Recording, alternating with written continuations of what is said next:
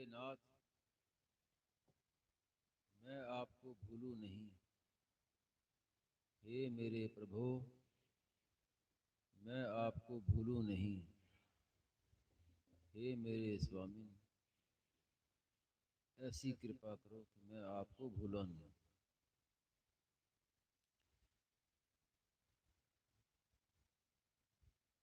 अगर आपने ध्यान से स्वामी महाराज का आज का सुना होगा प्रवचन, तो केवल बस विचार करना ही बाकी रहता है। कुछ सुनने की पढ़ने की आवश्यकता रहती ही नहीं। खास बात, सार बात क्या है कि भगवत प्राप्ति की जितनी भी बाधाएं हैं वो सब की सब हमारी कल्पना है। वास्तव में कोई बाधा है ही नहीं। सारी बाधाएं हमने मन ही मन बना रखी। अगर एक उद्देश्य हो जाए कि हमें तो परमात्मा की प्राप्ति करनी है,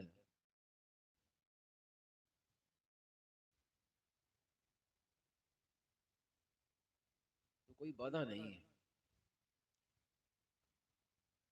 समझ में अगर नहीं आए तो भी आप थोड़ा सा विचार करें तो बहुत स्पष्ट बात है।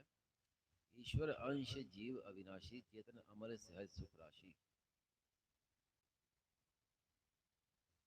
ईश्वर का अंश है, वो चेतन अमल सहज सुख राशि है, तो हम हैं तो ईश्वर के अंश ही। फिर चेतन अमल सहज सुख राशि का अनुभव क्यों नहीं हो रहा है? ये विचार का विषय है। और आश्चर्य की बात भी है, ईश्वर का अंश क्या अलग हो गया? अंश अंशी से कभी अलग हो सकता ही नहीं, असंभव बात। सदा से है और सदा रहेगा। ईश्वर उसका अंश है ही। केवल विमुक्ता हुई है। इसीलिए जो स्वामी महाराज कहते हैं,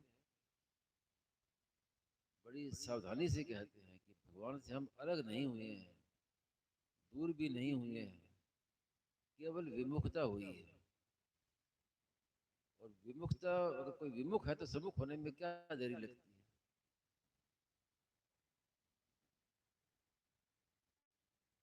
महाराज जी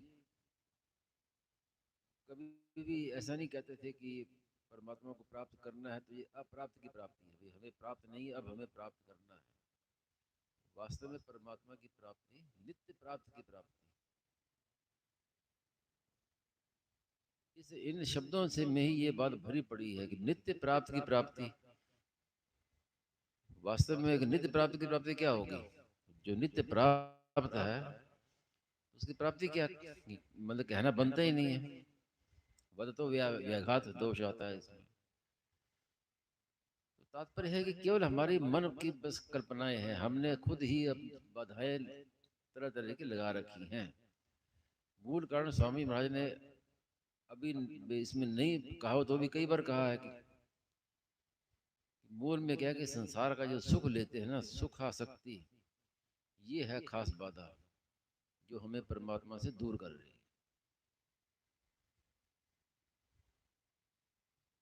स्वामी जी महाराज से कई ऐसे कहते कई बार कि आज आपने तो ये बात तो कही नहीं, आपने उस समय ये बात कही थी, अब ये कहते हैं। तो महाराज जी बात कहते थे कि सारी बातें एक साथ कैसे कहते हैं? तो कहते ये बात इसमें आई नहीं है। तो महाराज ने कहा ये बात यहाँ नहीं आई तो और कहीं आई होगी। सारी बातें एक साथ कहना तो असंभव बात है। जो अब कहता चले जाए, कहते चले जाए, तो उसका अंत ही नहीं आएगा। महाराज ने कई बार ये बात कही और अपने लिए भी ये बात कही है कि बहुत समय के बाद मालूम पड़ा कि ये जो सुख की आसक्ति है ये है खास बाधा। वो हमें कमजोर कर रही है, हमें शिथिल कर रही है, हमें दूर कर रही है परमात्मा से। और उसमें उसको छोड़ते नहीं और कहते हैं कि प्राप्ति नहीं हुई। अब नित्य प्राप्ति की प्राप्ति में क्या बाधा है? आप खुद विचार करें। केवल सुनने से समझ में नहीं आएगी, खुद विचार करें। कि संसार तो अप्राप्त है। कैसे कि संसार की प्राप्ति आज तक कभी किसी को हुई नहीं और ना हो सकती है। हम मानते हैं कि प्राप्ति है, लेकिन वो वास्तव में वियोग है, प्राप्ति नहीं है, अप्राप्ति।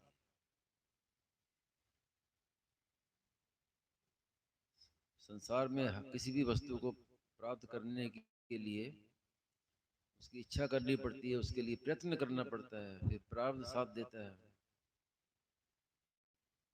और मिल जाए तो भी वो मिली नहीं, बिछुड़ जाएगी। और अगर विचार पूर्वक गहराई से देखें तो संसार की वस्तु हमारे तक पहुंचती ही नहीं है। मिलना तो दूर की बात रही। हम कहते इतना धन मिल गया, इतना ये मिल गया, वो मिल गया। कैसे मिल गया? जड़ वस्तु चेतन स्वयं तक कैसे पहुंच सकती है? वास्तव में संसार को संसार ही मिलता है और संसार ही संसार को मिलता है। क्योंकि हम कहते हैं हम संसार की वस्तु मिली है, वो शरीर को मिली है, इंद्रियों को मिली है। और ये शरीर इंद्रिय किसका अंश है? ये भी संसार के हैं। तो संसार को ही संसार मिलता है, वास्तव में स्वयं को परमात्मा ही मिलते हैं। इसलिए स्वामी महाराज ने इस विषय को कई बार कहा है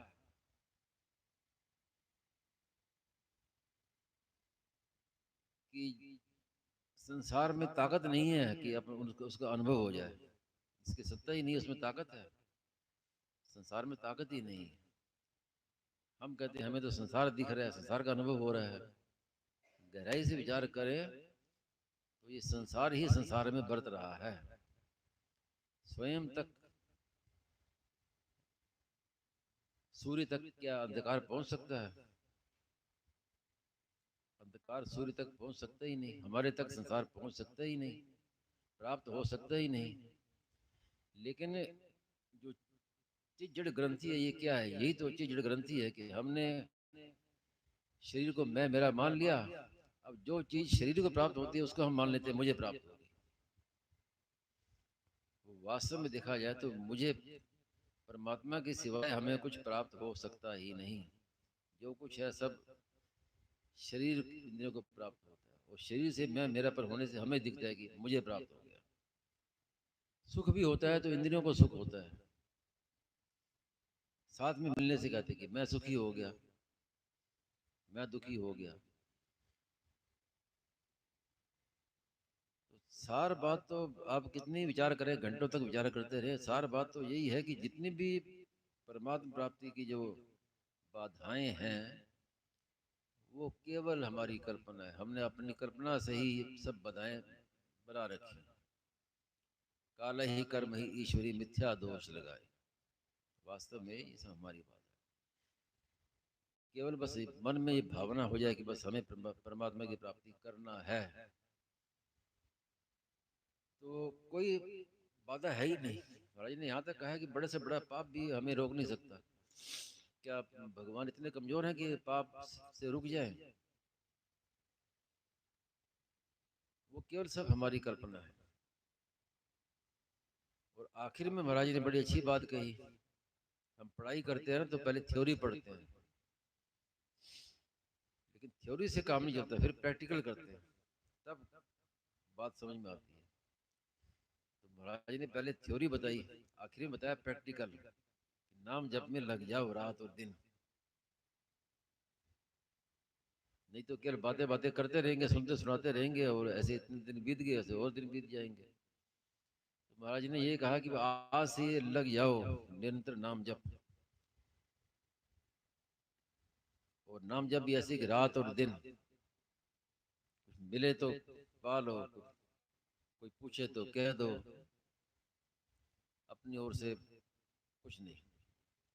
तो सारे सत्संग में आपने बार बार सुनी है, वही बात आती है कि एक बार तो स्वीकार कर ले कि मैं भगवान का हूँ, हम भगवान के हैं, भगवान हमारे हैं, ये तो है स्वीकार करना।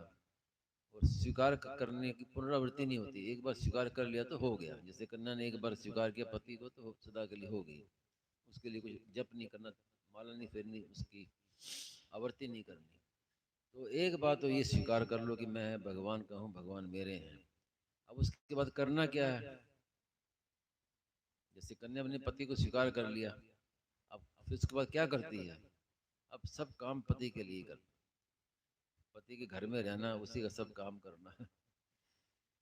तो ऐसे ही एक बार स्वीकार कर लिया मैं भगवान कहूँ, और उसके बाद निरंतर नाम जप, और थोड़ी थोड़ी देर में प्रार्थना कि हे मेरे नाथ मैं आपको भूलूं नहीं, इसे पकड़ ले। और स्वामी महाराज ने कहा भी है, केवल इसी से आपको जो लाभ वर्षों तक नहीं हुआ, वो महीनों में, महीनों को में, दिनों में हो जाएगा वो लाभ। तो इससे ज्यादा क्या कहें? नारायण नारायण नारायण नारायण।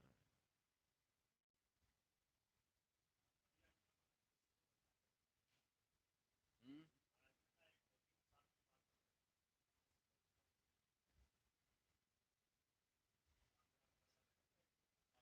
हाँ, साल क्या, महाराज ने ये भी कहा है कि कुछ दिनों में हो जाएगा, वर्षों, वर्षों का होने वाला काम दिनों में हो जाएगा।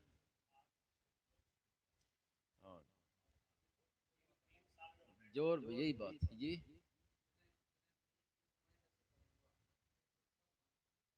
मतलब वही मैंने कहा ना कि सारी जो बाधाएं कल्पना, वो हमारी कल्पित है, वास्तव में नित्य प्राप्त है। तभी तो कहा नित्य प्राप्त की प्राप्ति, नित्य प्राप्त की प्राप्ति कहना बनता नहीं है, वदतो व्याघात दोष आता है। तो वास्तव में समझाने के लिए कहा है कि जितनी बात, वो तो नित्य प्राप्त है, परमात्मा का हमसे कभी वियोग हो सकता ही नहीं है, क्योंकि हम उनके अंश है सदा से। अब अंश अंश से अलग कैसे होगा? अभी भी हम अंश हैं, हम भीतर में देखें तो हैं तो परमात्मा के ही अंश। वो जितनी जो बाधाएं हैं, जो हम मानते हैं कि ये है तभी नहीं हुआ, वो नहीं हुआ, प्राप्ति नहीं हुई अभी तक, ये नहीं हुई, सब हमारी कल्पना है। वास्तव में ना कोई अलग हुआ है, ना कोई मिला है, सब कल्पित। मोक्ष भी कल्पित है, बंधन भी कल्पित है।